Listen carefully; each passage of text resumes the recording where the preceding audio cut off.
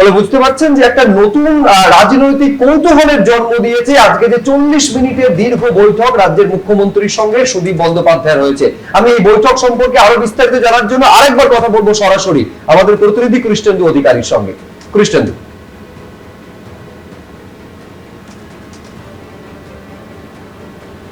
আমাদের সঙ্গে যোগাযোগ বিচ্ছিন্ন হয়ে গেছে, আমি আরেকবার যোগাযোগ করার চেষ্টা করব। তবে নিঃসন্দেহে তৃণমূল ত্যাগী 20 জন এনসিপিআই সাংসদ ভবিষ্যতে রাজনীতির পথ আগামী দিনে কোন দিকে বাঁক নেবে, এই মুহূর্তে রাজ্য রাজনীতিতে বলা ভালো জাতীয় রাজনীতিতে একটা নতুন কৌতূহলের জন্ম দিয়েছে।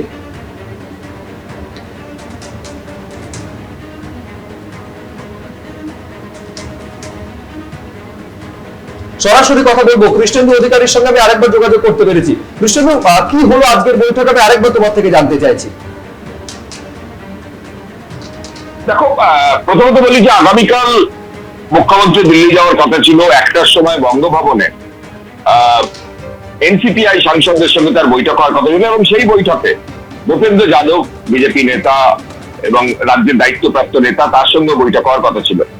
এখানে জোরালো জল্পনা তৈরি হয়েছে যে এনসিপিআই এর সাংসদরা তারা বিজেপির সঙ্গে মিশে যাবেন, কারণ এনডিএ সহযোগী হিসেবে তারা কাজ করছেন।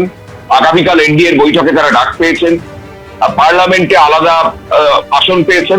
সুতরাং আগামী দিনে তাদের ভবিষ্যৎ রাজনৈতিক কর্মসূচি কি হবে, স্ট্যান্ড কি হবে, তা নিয়ে একটা আলোচনাটা ছিল আগামীকাল, এবং সেটা গুরুত্বপূর্ণ। কিন্তু যেটা জানা যায় বিকেলের পর যে মুখ্যমন্ত্রী যেতে পারছেন না দিল্লিতে, এবং তড়িঘড়ি করে সুদীপ বন্দ্যোপাধ্যায় নবান্নে এসে পৌঁছন, এবং কিছুক্ষণ আগে তিনি নবান্ন থেকে বেরিয়েছেন। 40 মিনিট শুভেন্দু অধিকারীর সঙ্গে সুদীপ বন্দ্যোপাধ্যায়ের কথা হয়। যেহেতু অন্যান্য সাংসদরা দিল্লিতে আছেন এনসিপিআই এর, সুদীপ বন্দ্যোপাধ্যায় একাই কথা বলেন, এবং যেটা সূত্র মারফত জানা যাচ্ছে সুদীপ বন্দ্যোপাধ্যায় শতাব্দী রায়ের সঙ্গে কথা বলেন এবং মুখ্যমন্ত্রীর বার্তা তাদের কাছে পৌঁছে দেন। এবং যেটা জানা যাচ্ছে যে আগামীকাল সুদীপ যে বৈঠক হওয়ার কথা ছিল সেই বৈঠক স্থগিত রাখা হচ্ছে। শুভেন্দু অধিকারী রাজ্যের মুখ্যমন্ত্রী, তিনি যেতে পারছেন না। বিকেলে নিট পরীক্ষার্থী যারা উত্তীর্ণ হয়েছেন তাদের একটা সম্বর্ধনা সভায় শুভেন্দু অধিকারী কলকাতায় নবান্ন সভাঘরে উপস্থিত থাকবেন।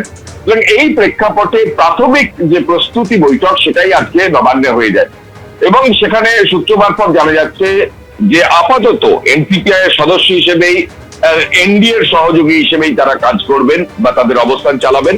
আগামী সপ্তাহে একটা মিটিং হতে পারে, এমনটাই সূত্র মারফত জানা যাচ্ছে। শুভেন্দু অধিকারী নিজে যাবেন তার সময় মতো দিল্লিতে। দুবার মিটিং এর দিনক্ষণ ঠিক হলেও মুখ্যমন্ত্রীর ব্যস্ততার কারণে সেই বৈঠক স্থগিত রাখা হয়েছে।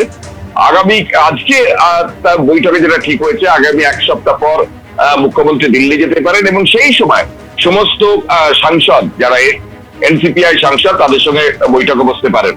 পাশাপাশি মুখ্যমন্ত্রী এটাও আজকে স্পষ্ট করেছেন সুদীপ বন্দ্যোপাধ্যায়ের, এটাও সূত্র মারফত জানা যাচ্ছে সুদীপ বন্দ্যোপাধ্যায়দের, যে কোনো এমপি, এনসিপিআই এর এমপি যদি চান তিনি ব্যক্তিগতভাবে মুখ্যমন্ত্রীর সঙ্গে এসে বৈঠক করতে পারেন বা দেখা করতে পারেন বা কথা বলতে পারেন। অর্থাৎ আগামী দিনে যে জল্পনা জোরালো হয়েছিল যে আগামী দিনে এনসিপিআই এর সদস্যরা বা এনসিপিআই এর সাংসদরা তারা গোড়াই সবাই বিজেপিতে শিফট করবেন বা বিজেপিতে যোগ দেবেন, সেই জল্পনার যে বৈঠক সেই বৈঠক ক্রমশ পিছোচ্ছে, এটা স্পষ্ট। আজকের যে বৈঠক হয়েছে সেই বৈঠকে যেটা ঠিক হয়েছে বলে সূত্র মারফত জানা যাচ্ছে যে এটা আপাতত যেমন অবস্থানে ছিলেন তারা তেমনই থাকবেন। আগামী দিনে মুখ্যমন্ত্রীর সঙ্গে বৈঠকে সেটা চূড়ান্ত হবে, কারণ যারা এনসিপিআই এর 20 জন সাংসদ তারা প্রত্যেকেই চাইছেন যে গোটা বিষয়টা মুখ্যমন্ত্রীর উপস্থিতিতে চূড়ান্ত হোক, কারণ তার কাজের ক্ষেত্রে আগামী দিনে এমপি হিসেবে তারা কিভাবে কাজ করবেন, তাদের রাজনৈতিক অবস্থান কি হবে, সেটা মুখ্যমন্ত্রীর উপস্থিতিতেই তারা চূড়ান্ত সিদ্ধান্ত নিতে চাইছেন।